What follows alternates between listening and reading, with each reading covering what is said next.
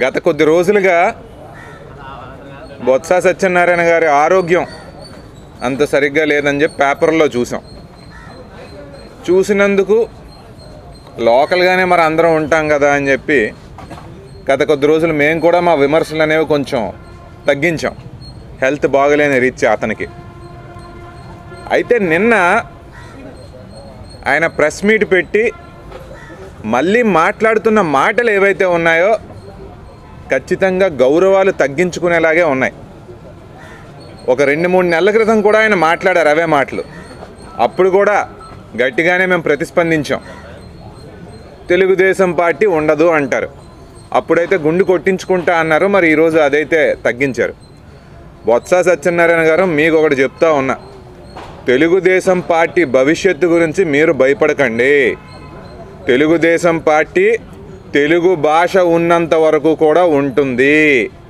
మా పార్టీ ఏమి మీ పార్టీలాగా కాదు. వైకాపా పార్టీలో జగన్మోహన్ రెడ్డి గారు ఎవరైతే ఉన్నారో ఆయన బెయిల్ కనుక రద్దయి మళ్ళీ జైలుకి వెళ్ళారంటే మీరందరూ కూడా మిగిలిపోయిన వైకాపా పార్టీని కాంగ్రెస్లో విలీనం చేసేస్తారు. అవునా కాదా? తెలుగుదేశం పార్టీ ఎన్నో సంక్షోభాలు ఎదుర్కొంది, కానీ కార్యకర్త ఉన్నంత వరకు కూడా తెలుగుదేశం పార్టీ బలంగానే ఉంటుంది అని చెప్పి సందర్భంగా తెలియజేస్తూ ఉన్నాను. రెండో విషయం ఏంటి అంటే 42 సీట్లు మార్చిన తర్వాత మీరు వాటిని సమర్థించుకుంటున్నారు. బొత్స సత్యనారాయణ గారు, మీకు అసలు సీట్లు మార్చాల్సిన అవసరం ఎందుకు వచ్చింది? మీరు పెట్టిన ఎమ్మెల్యే ప్రజల దగ్గర డబ్బులు దోచుకుంటున్నారు కాబట్టి ప్రజలు వారిని తిరస్కరిస్తున్నారు అని చెప్పేసి మీకు రిపోర్ట్స్ వచ్చాయి కాబట్టి మీరు మారుస్తున్నారు తప్ప సమాజానికి మేలు చేయడం కోసం కాదు. అంటే ఇప్పటి వరకు ఉన్న ఎమ్మెల్యేలందరూ డబ్బులు దోచుకున్నారు, మళ్ళీ మిగిలిన ఎమ్మెల్యేలు వస్తారు, వాళ్ళు కూడా డబ్బులు దోచుకోవాలా? దానికి తోడు ఆంధ్ర రాష్ట్రం యొక్క ప్రజలందరూ కూడా తెలివైనవారు. వాళ్ళందరికీ తెలుసు ఈ ఎమ్మెల్యేలు వెనకాతలు ఉండి అసలు అవినీతిపరుడు ఎవరు అంటే జగన్మోహన్ రెడ్డి అని. కాబట్టి రానున్న ఎన్నికల్లో జగన్మోహన్ రెడ్డి గారిని తిరస్కరించడం కూడా పక్కా.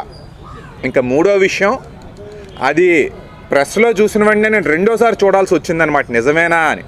బొత్స సత్యనారాయణ గారు ఇలాగన్నారా అని. ఏమంటారో తెలుసా?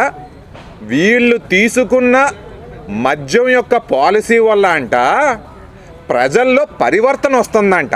ఆహా, ఓహో, ఇటువంటి మాటలు మీకే సాధ్యం బొత్స సత్యనారాయణ గారు.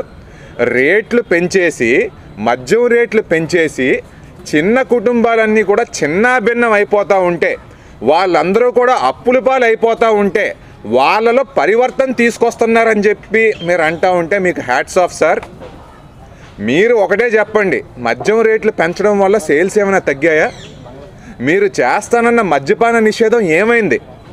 దాని మీద ఏ రకమైన ఆన్సర్సు లేకుండా ఇలా మాట్లాడడం సబబు కాదు అని కూడా తెలియజేస్తూ ఉన్నాను.